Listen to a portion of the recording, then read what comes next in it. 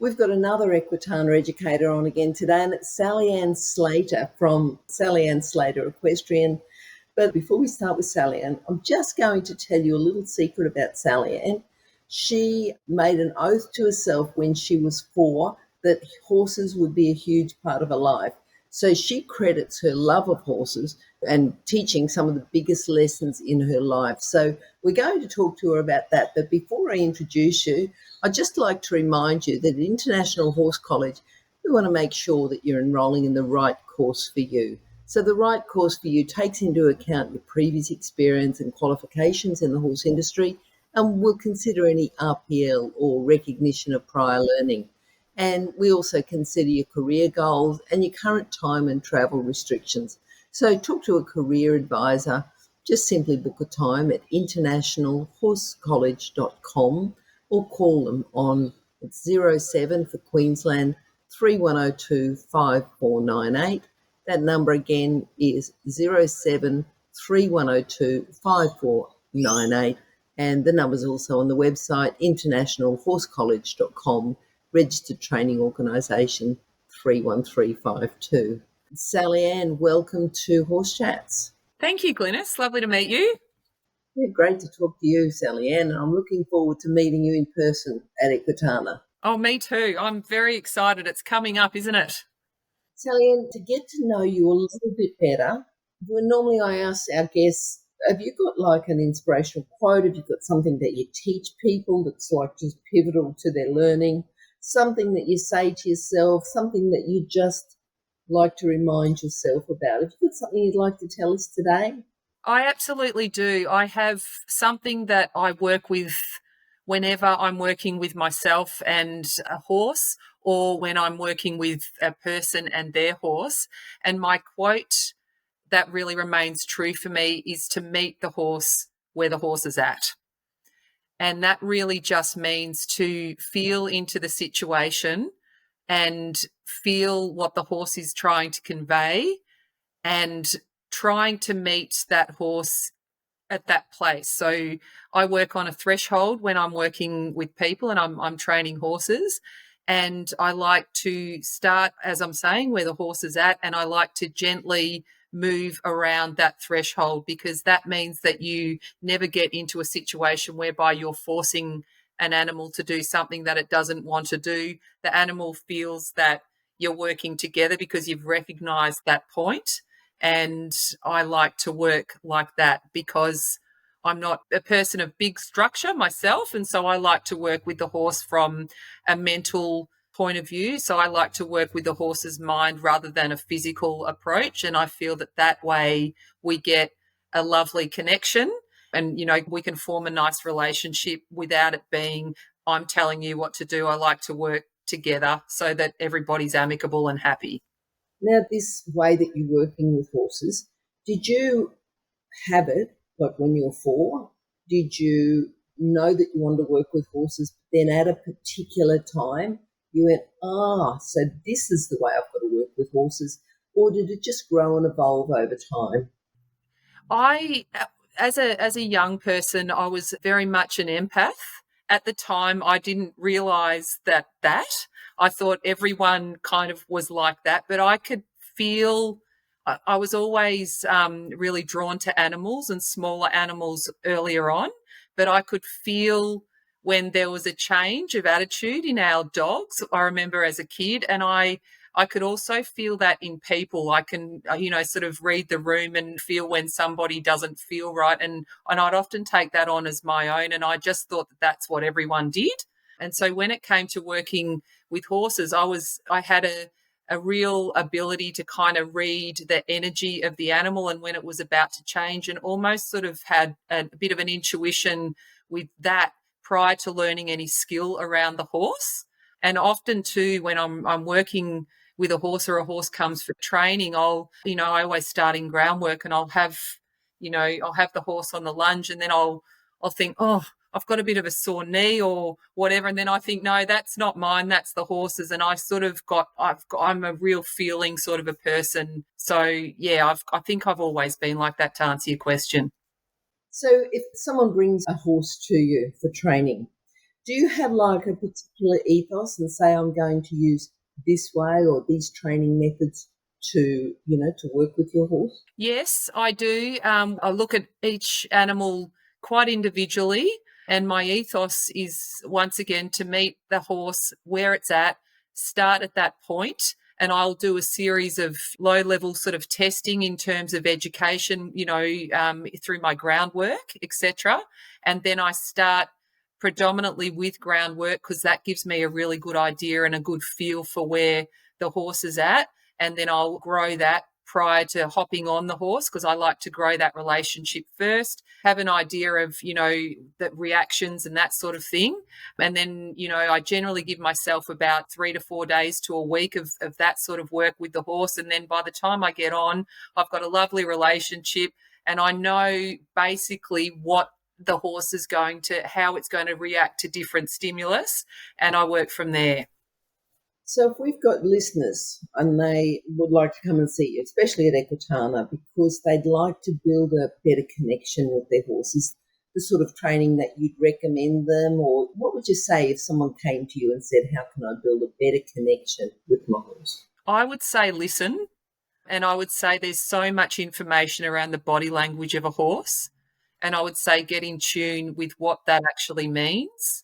And another thing that I often say to people, if a horse is up and the horse is kind of feeling nervous, I'll make an example of that and I will say, that's the sort of horse you don't get on. And then once we work through a few different exercises, etc., and we've got a horse with like a low, relaxed state of mind and calm, and I say, and that's the horse you would get on. So I'm very much about feeling once again, and I feel like if we can listen to our horses and read the body language of what they're saying, and they're very expressive in that, if you can do that, that is the best way. Because if a horse knows that you understand how he or she feels, they're just so relieved. I feel like there's relief when they know that their human is listening to them. So if someone's got an anxious horse and they want that anxious horse to relax, do you have like any particular exercise? How can I help my anxious horse relax? I would probably say, and interestingly enough, because I work in energetics as well, I would say, how are you feeling? And can we ground yourself? And then I've got a few exercises around that. And that's actually how I start my clinics, is by getting the humans to ground themselves. And then I do some exercises and I say to the people, okay, now look, this is how we came into the room. Everyone's up and everyone's a bit anxious. And then we work for about 20 minutes or thereabouts on, these relaxation techniques. And then the horses are nodding off and, the willies are coming out and everyone's kind of really lowered the vibe. And then we go back to that. So generally speaking, the horses feed off the humans. So I would say if you've got an anxious horse, then you probably need to calm your farm. And then through that, your horse will then start to read you and he can relax. We need to show up emotionally and be reliable for our horses, and then they can do what they need to do and they're happy because they want that leadership and that calm reliability. So if a horse is feeling stressed and flighty when someone's riding, is this like an extension of what you're doing just to get the anxious horse to relax? Is that the same sort of work, the same sort of exercise? What would you say if someone said, why is my horse feeling stressed and flighty when I ride? I would say you need to ground yourself. And I often use an example when I'm teaching people that sitting on the horse gives us a certain amount of heaviness. And I liken sitting on a horse to holding the horse with your body. And if you can do that when the horse feels anxious, they'll have a big exhale and relax. So I would say to them to use their breathing very similar to what I would if they were on the ground, and just calm their own farm. And then through that, the horse will then start to come down because the two energies merge, and then you start to get relaxation. And once you get in sync with that, the relaxation can be really, really subtle. Like if you're holding yourself in you say you're tense through your upper body, then your horse feels that through your body. So I would say to them, relax, let go, breathe, and ground yourself even when you're on your horse, and it does make a big difference. Sallyanne, have you competed? I'm just wondering about people who'd like to improve their riding technique and overall performance? Do you work with competition riders?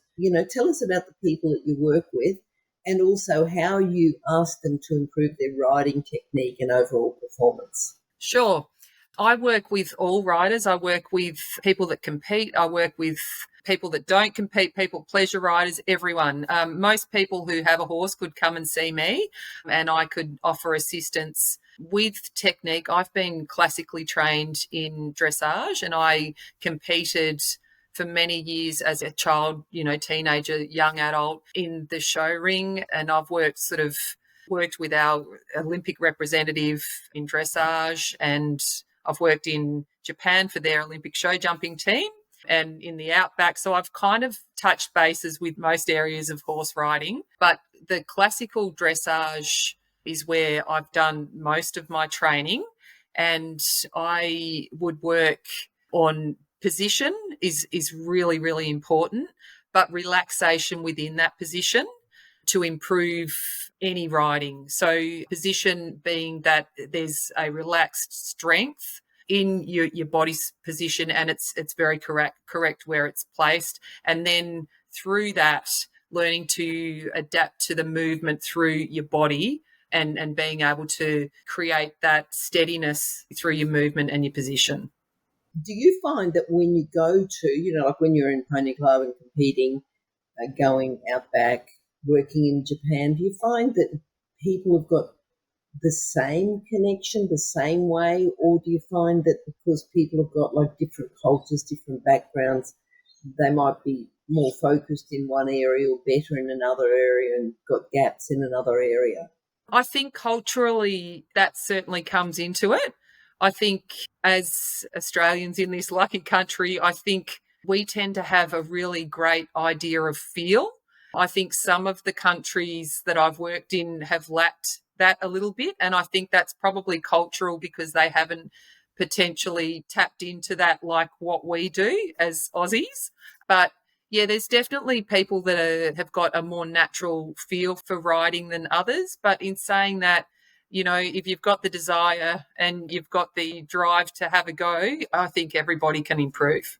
So what about, I know you've got extensive experience in the racing industry, teaching jockeys riding principles, because jockeys sometimes, it's great when they come in and they've got a horse background and everything, but, we used to teach a lot and they haven't got any background in riding or racing or horses, it's just that they might be small and light and someone has said, oh, you should get a job as a jockey, and they might start off as a stable hand, but they haven't got the background, like they haven't got the background and the horse knowledge. How do you think they go and what makes one better than the other, apart from riding skills? So say if you've got two jockeys come in, they're both lightweight or no horse background, what makes one better than the other? What sort of attitude, what sort of other skills would they need? I feel like somebody that leads with their heart over their head and works from a place of love rather than fear.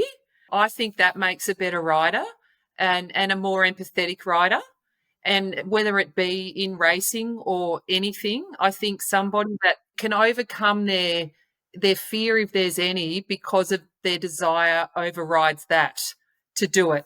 I think when there's fear, and particularly in something like racing, which can be, sort of quite high energy and frightening, in terms of, you're moving at a fast pace, stuff can go wrong.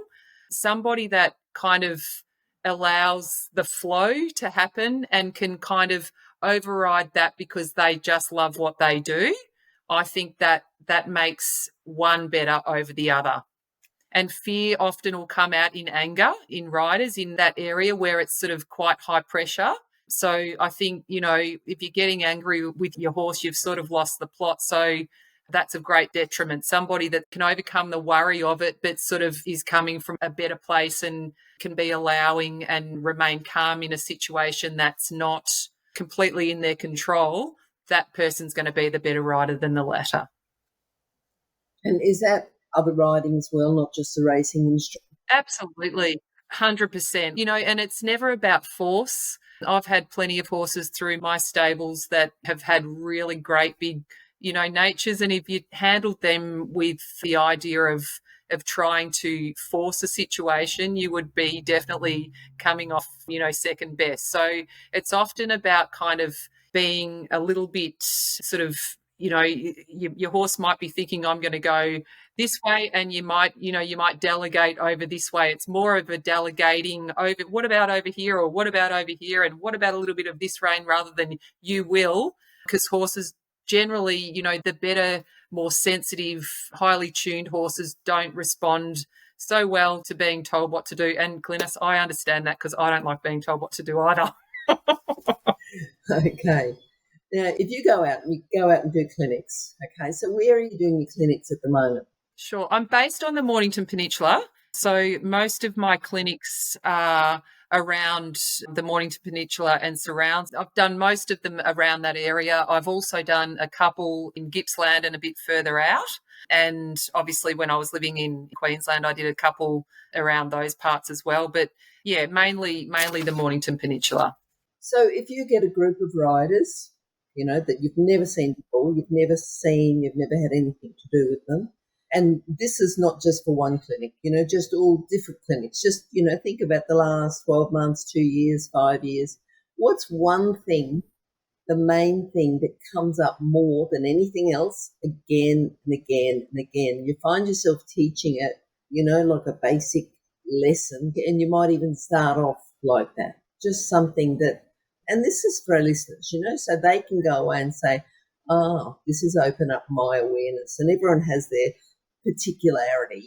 Someone will, work on straightness, some will work on transition, some will work on connection, some will work on, like, there's a zillion different things.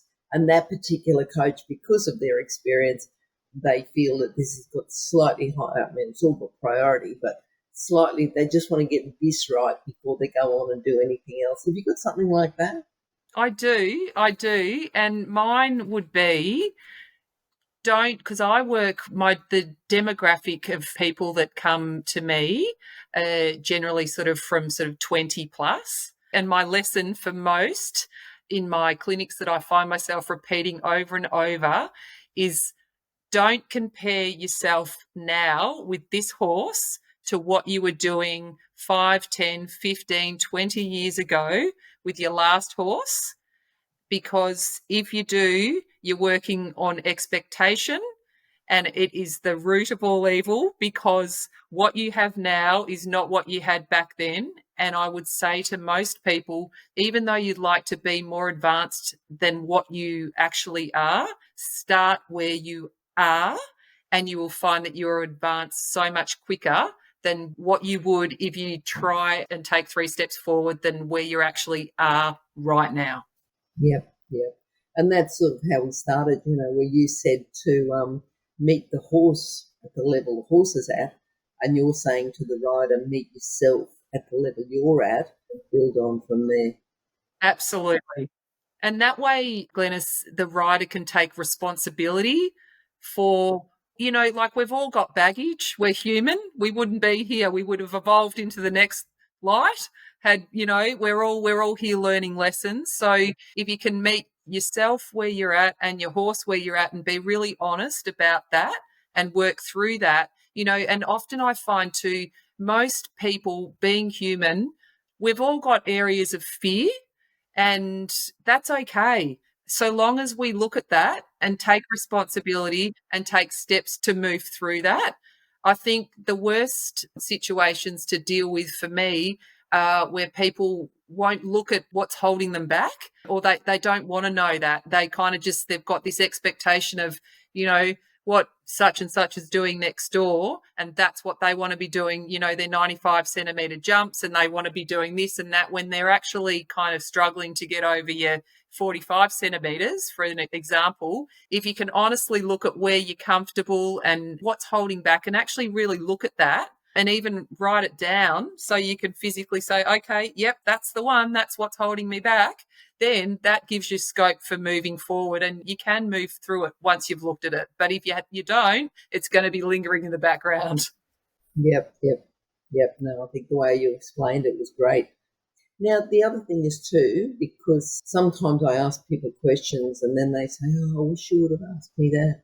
Is there anything that I should have asked you? Anything we should have talked about before we finish off? I think the main thing for me is listening to your horse, being kind.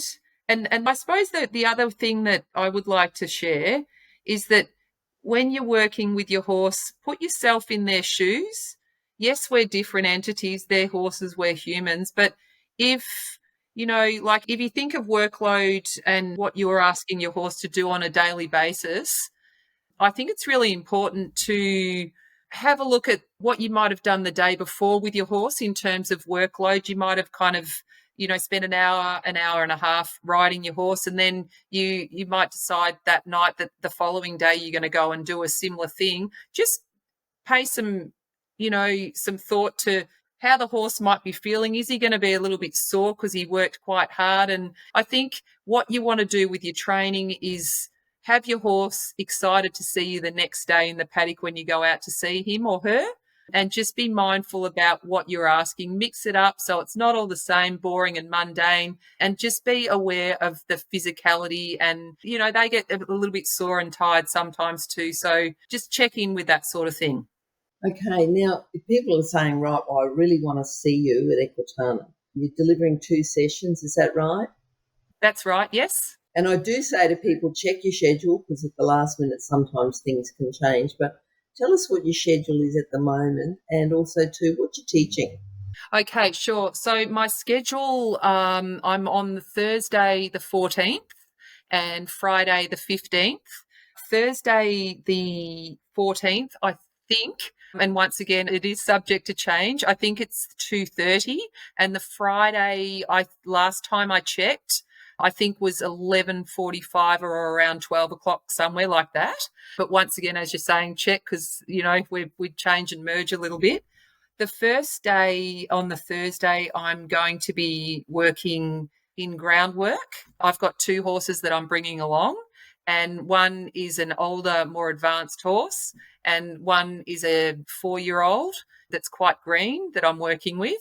And I'm going to be showing the connection from a groundwork point of view. And then the following day, on the Friday, I'm working with a more advanced horse and showing some classical riding techniques. So I'm wanting to show from the ground to the saddle, and from, a green start to a more advanced horse under saddle. Okay, great. Now, if people would like to contact you, what's the best way? If you've got, because just reminding everyone, you'll just need to go to horsechats.com and you can search for Sallyanne or search for Slater, and you'll find these contact details at the bottom of the page for this episode. So each episode has their own page, and at the bottom of that we'll put all your contact details. But what's the best way? Is it email, text, phone? What's messenger?